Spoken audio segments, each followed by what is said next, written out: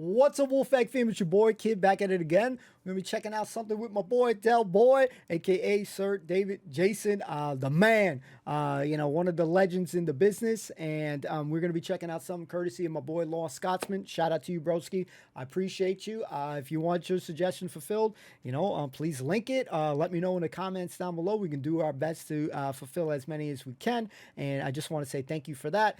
Don't forget to like, comment, subscribe. Let's check out this little video here. Let's check it out. Let's get it. Snacks not included. Let's freaking go. A career spanning nearly 6 decades, he's won 4 BAFTAs, 4 British Comedy Awards and 7 National Television Awards, and was even knighted in 2005 for his services to acting and comedy. Looks so smart there. However, his journey to this point has been just as chaotic as a drive in Del Boy's three-wheeler. And his latest memoir, this time next year, A Life of Positive Thinking, tells us all about it. We are thrilled to have him back on the show. Welcome, Sir David Jason. Lovely to see you, David. Thank you so much for joining us. Good morning. Thank you for inviting me, and I will look forward to it. 6 decades, David. Does that seem surreal to you now when you think back on it? Yes, it does, and I don't like to think about it, really. Sorry about him. Yeah.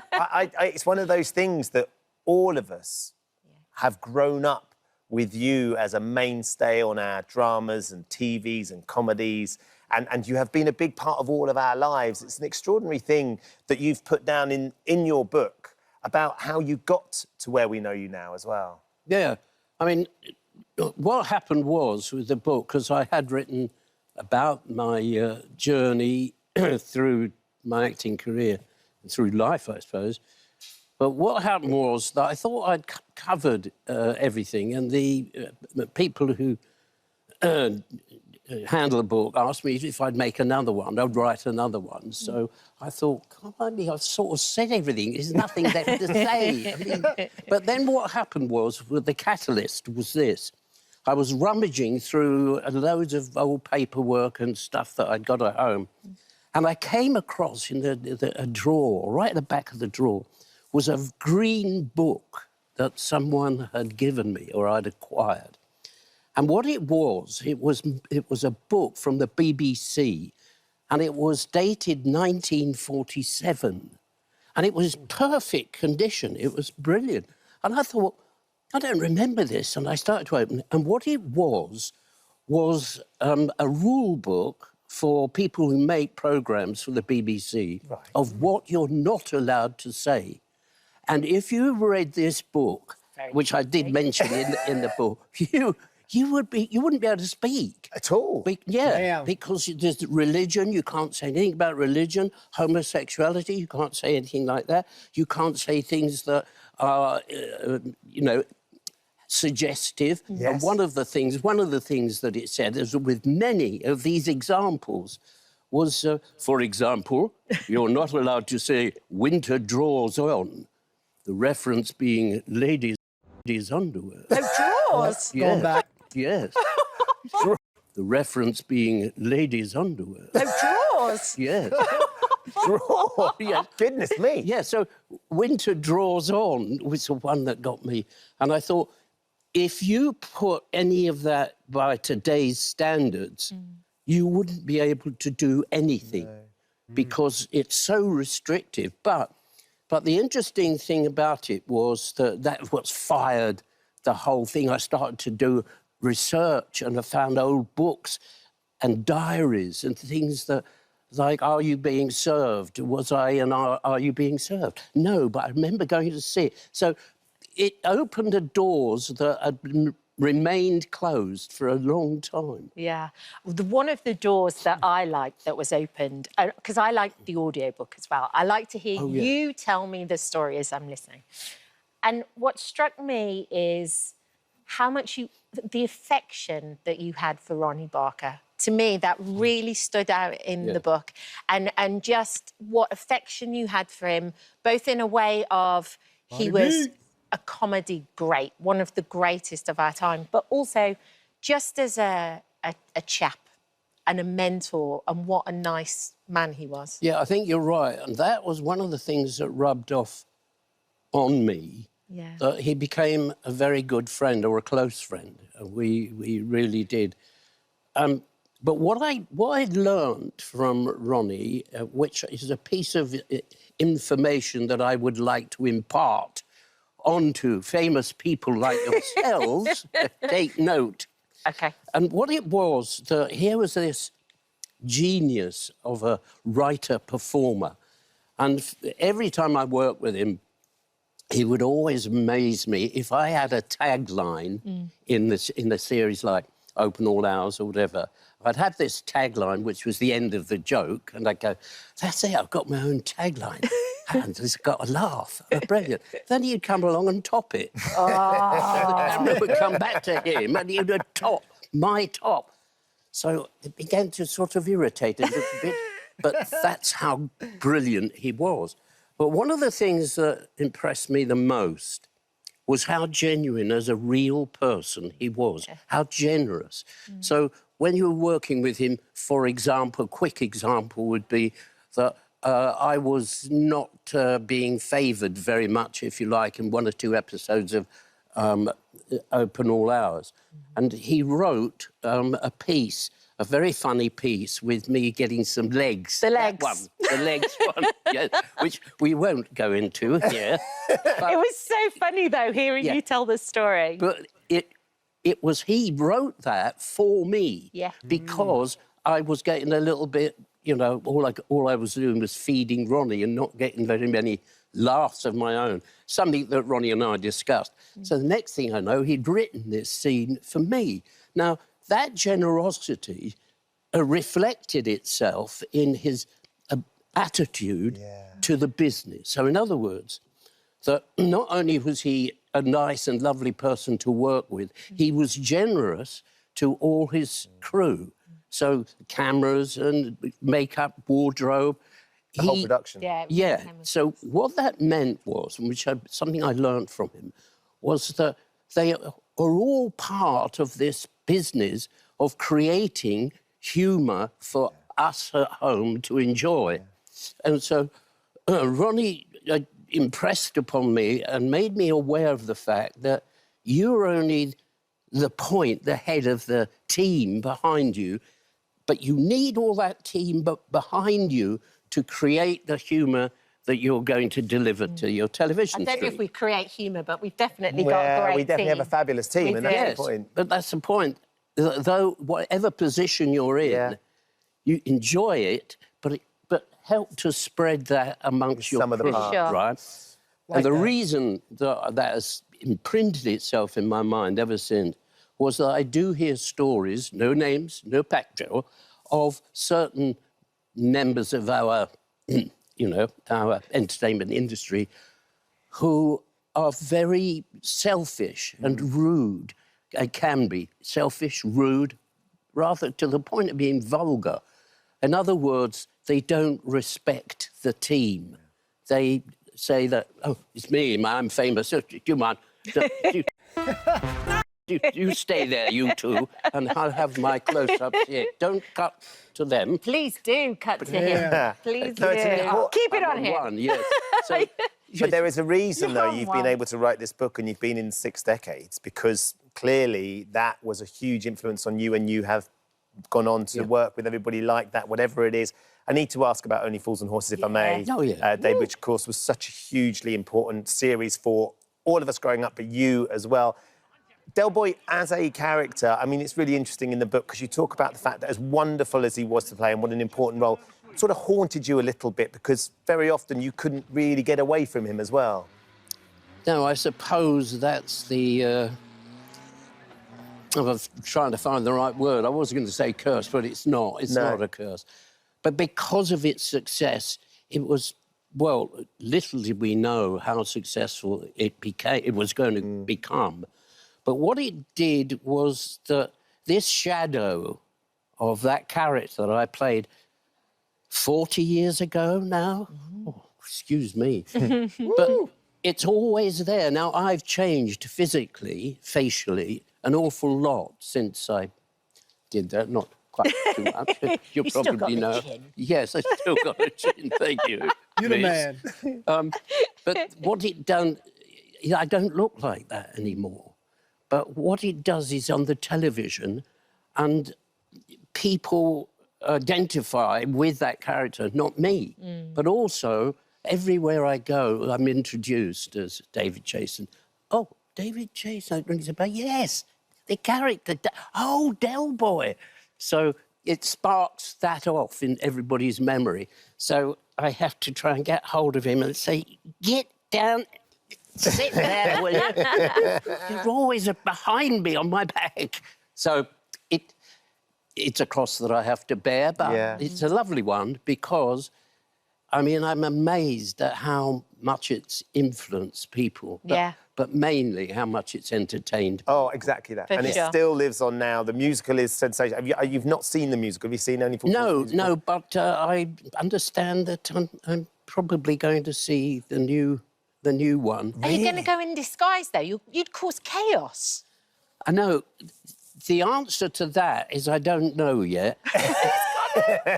but when it first... Did he ever go, guys? Opened in the West End, I was invited to the first night. Yeah, Paul. And I thought about it and thought about it, and I thought, I can't really go because the huge amount of crowds that if they knew I was there and I was the original character, nobody'd be looking at the stage. They'd all be going, can I have a selfie? Can I have an autograph? But the show's started now. No, but I'd like to have it. So, do you know what I like the idea, though, David? If you sneak in at some point, you get to watch it, and then at the end, a bit like the Phantom from the Phantom of the Opera, you stand up in a box. Yeah. And as they're taking the curtain call, you just wave at the crowd. With the jacket. I like it. The With the jacket, sheepskin jacket. that you hey, took. that's a good idea. Right? I never thought of that. Let's do it. Wait for the curtain to go up. And then come in at the back. Yeah. In the And then box. Do it. Exactly, be in a box. Yes. We'll talk to Paul Whitehouse. Oh, I want tickets to that show. Yes, Yeah, we then just want to me. be there. Yeah, let's do it. A Life of Positive Thinking by David Jason is... This time next year. Yeah. Still lovely Need it. jubbly. That's what it is, David. Well, we hope so, because there are little bits in there that I said that nobody have not revealed before. But the one that's intrigued me, that set it all alight, if you like, was that little diary. That book, the amazing. instructions to all producers, writers, actors, and everybody were handed this little book, tiny booklet.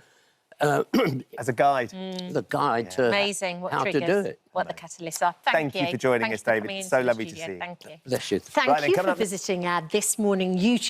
I'm sad it's over. I could listen to Sir David Jason longer than this. I wanted to hear way more than this, but this was so cool. We're going to talk about it. Hold on. Don't go anywhere. This time next year, we're going to be millionaires. Hold up, ladies and gentlemen. Thank you so much for hanging out.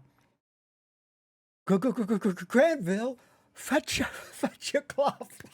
I can't do it as good as the governor, Ronnie B. And to see Sir David Jason to speak, I didn't know he had a book. I'm definitely going to have to check that out for myself at some point. I'm going to have to check out Amazon, see what I can get. And to see him speak so highly of Ronnie B. And we knew how much he meant to him and his influence a little bit, but hearing it from his words, you can see the impact that he has had, not just in acting, but just an overall and just being a good human being. So hearing the way he approached the work field, when he was talking about Ronnie B, that thing almost broke me a little bit seeing Ronnie B, and Linda Barron in here, with them in the open all hours picture there, moment there with, and Granville as, Sir David Jason. Sir David Jason as Granville, excuse me. I can't speak. That's how much it was like, damn, man. I missed, number one, I missed that show. But yeah, he is going to be remembered in big part as Del Boy. For me, it's Del Boy and Granville. But, we watched Only Fools and Horses first. So Del Boy, number one. Obviously, you can tell that show has rubbed off on me. And many shows have rubbed off on me in the same way. And although I cannot say I grew up watching these shows. I wish I could say it, but they weren't. It's not that the shows weren't around when I was around. It's just that it was not something that was readily broadcasted here, readily available. And I wish, because I tell you, as watching these shows and learning, and still as a someone who is learning daily, essentially, on my journey with a lot of the shows that we're watching. I love these shows. So, Lovely Jubbly, this time next year will be a millionaire. You got Boise laughing and shit. All right, Dave, these things are just engraved in my brain in the same way that many of you all, I can't say that I know line for line of every episode. That's not in my first try. That's going to take some time to do those things. But I didn't grow up watching it, but in the time that we have grown watching the shows, watching a lot of the shows, whether it's shows with Ronnie B, it's shows with, Sir David Jason, I freaking enjoy these shows. I love these shows so much. Still Game. I gotta throw love to Still Game. A Craig Lang fan. But yeah, it's brought a lot of joy. It's brought me a lot of great laughs. So although we didn't grow up watching it, I can still understand and what the gentleman was talking about on the stage there, on the stage there, that it is a beloved show. It's brought a lot of people joy, to millions of people. And the one cool thing that I can say and be a part of is that new people are going to be discovering the show, and that's never going to change. Shit, people who have kids are gonna show their kids, hey, you need to watch Only Fools and Horses and stuff like that, and that's the joy. But hearing his insight, you could just see how much Ronnie B was an impact for him, and hearing about the book, it makes me want to read the book. But just hearing him talk, it was one of the more coolest things because he's got you can only imagine a book is only going to cover so much, but the amount of insight, a guy working 6 decades, that's a long time, to be in the field, to have been making so much stuff. There's still so many shows with him that we haven't even scratched the surface, excuse me. Touch of Frost is one that I would like to see at some point in time. I know it's a detective kind of thing. I know it's different for the channel, but that's something that I want to discover and see for myself. And among other roles, obviously we've watched Open All Hours, we watched Still Open All Hours. There's been so many performances that he's done, and Ronnie B's up there with me, and Del Boy, Sir David Jason is up there as well, and it's some of the finest actors that we have seen. Even Linda's performance on Open All Hours, fell in love with her performance. We loved Ronnie B chasing Nurse Gladys Emmanuel on that stuff. So this was really cool, great insight. And when he was describing how other people are like me, or selfish and shit, I believe him. You know what I mean? We see that shit happen in daily life. You see other celebs doing it, whether they're celebs that are from the States. So I don't doubt it. People all over the world, they got that stuff there. Even shit in basketball, in sports, there is no I in team. And a lot of people forget that, and they just think I'm the reason, they're the reason, blah, blah, blah. So just hearing him say that stuff, you dropping that knowledge, man, I literally could listen to him more. I wish it was longer and stuff. That's how I was feeling, but he's a national treasure. He's a new treasure for me, but a national treasure, a diamond, a gem. And, we are blessed to have been experiencing these shows. I thank you guys all the time, but I ain't never going to stop saying it, ladies and gentlemen. I thank you guys for suggesting things. You guys have brought a lot of joy, believe it or not. It's up to you, but I brought a lot of joy to me. Watching these shows have probably done a lot to my mood boost. It's like a mood booster every time we watch a lot of these shows. And yeah, I just have a blast watching it. So we have... These are things that I use on my stream all the time, but hold on. He who dares wins. Lovely jubbly. I got a few, and from my boy, Boise. A couple of things, man. Ladies and gentlemen, we got to have fun, but I just thank you guys for being a part of the journey. I appreciate you guys, whether You have been subscribed for 1 day, 4 years, 1 month, whatever. It's all love. So thank you so much. Again, want to give a quick shout out to my boy Lostscotsman for putting this on the radar. Appreciate you, brother. And we'll see you guys soon.